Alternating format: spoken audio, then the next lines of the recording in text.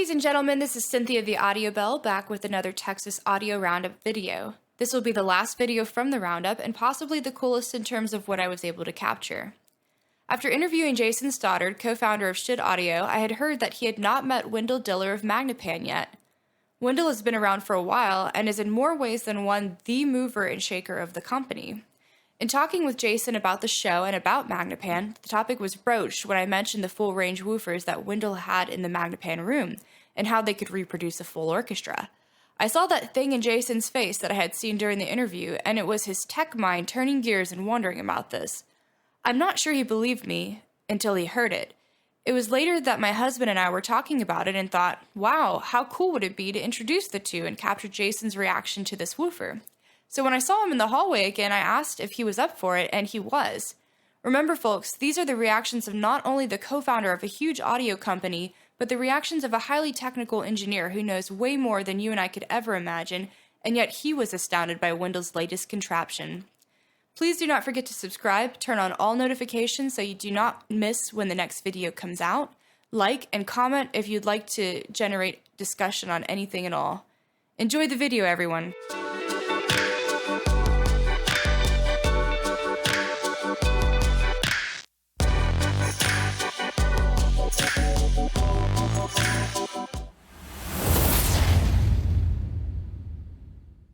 We have Magnepans at the shitter. We actually have two pairs. We have 1.7s and the original LRSs. Mm-hmm. So yeah, this will be really interesting because some people really love them, and then a lot of people go, "Hey, you got anything with bass?" And so I'm really curious, to see what we got, because if we can just say this is what we're using, that would be wonderful. Then we don't have to drag out the sulks or those giant things we have in the other room. So this is.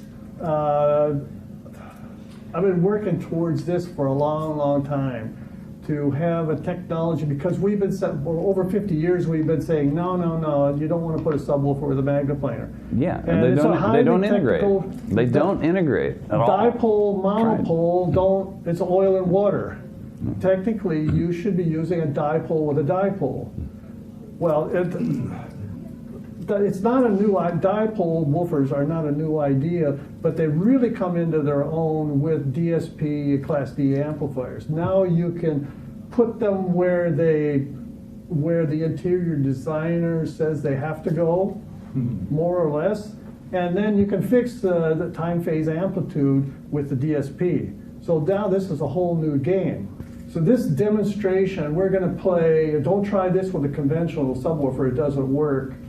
But you're going to hear imaging, soundstage, a woofer that can reproduce cymbals and violins, and very high dynamic range. First, I'm going to play the Japanese drums, the kodo drums, and then I'm going to reproduce, put a live drum set in the room.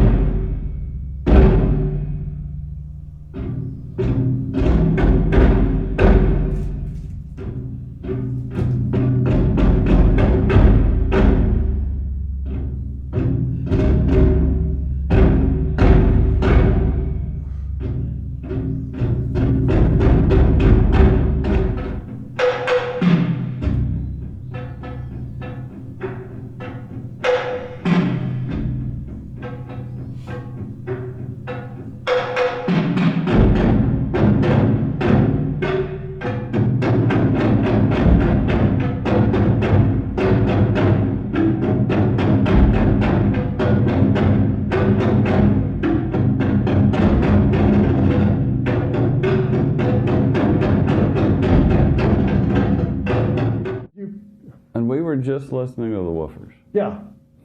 And it's Isn't that those, crazy? Those little tiny, Yeah. See, wow. this is a unique approach to, dipole woofers are not a new idea. This is an unusual approach. Okay. No, it sounds fantastic already, so.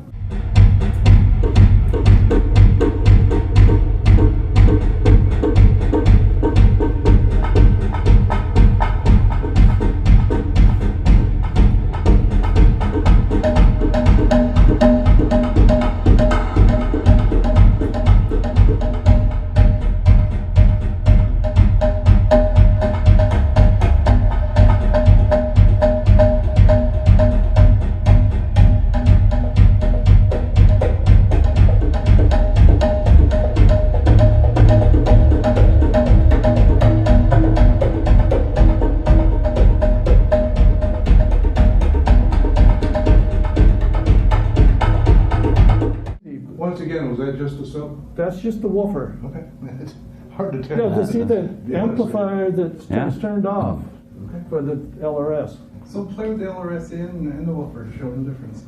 What? He's getting to that, right? No, the LRS doesn't need any support, so I can't use it. It doesn't do anything in this room except for the frequencies below, and that would take a sharper filter than what I have. Okay. So what is the frequency response on the subwoofers? Is there such a measurement? It's good out to 10 kilohertz. Oh, okay. Huh. Wow. Okay. I definitely want a set of those for our shop in California, the LRS Plus, because I think that would allow us to use one pair of speakers to demo all of our stuff, rather than right now, we have the LRS. We use those as the main speakers, but then we get people that come and say, put in the SALX, I want to hear something with bass. So if I could get the SALX out of that frees up a lot of space. And that would be absolutely ideal for us.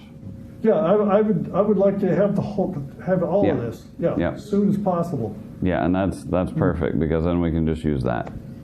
So, just to be transparent with you, I really thought that the LRS were playing with those. I thought so No matter how many too. times I've listened to those on their own, you fooled me. Are the cameras still on? It's still on. You fooled me. No, you fooled me. Oh, all right, I'll admit to it on camera. I've had 2 or 3 times where I'm playing away, okay.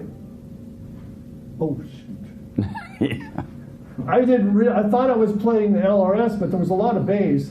And then I looked down like, oops, I still have the woofers playing. Yeah. And the LRS turned it off. And they weren't aware. This is the most demanding thing that we have.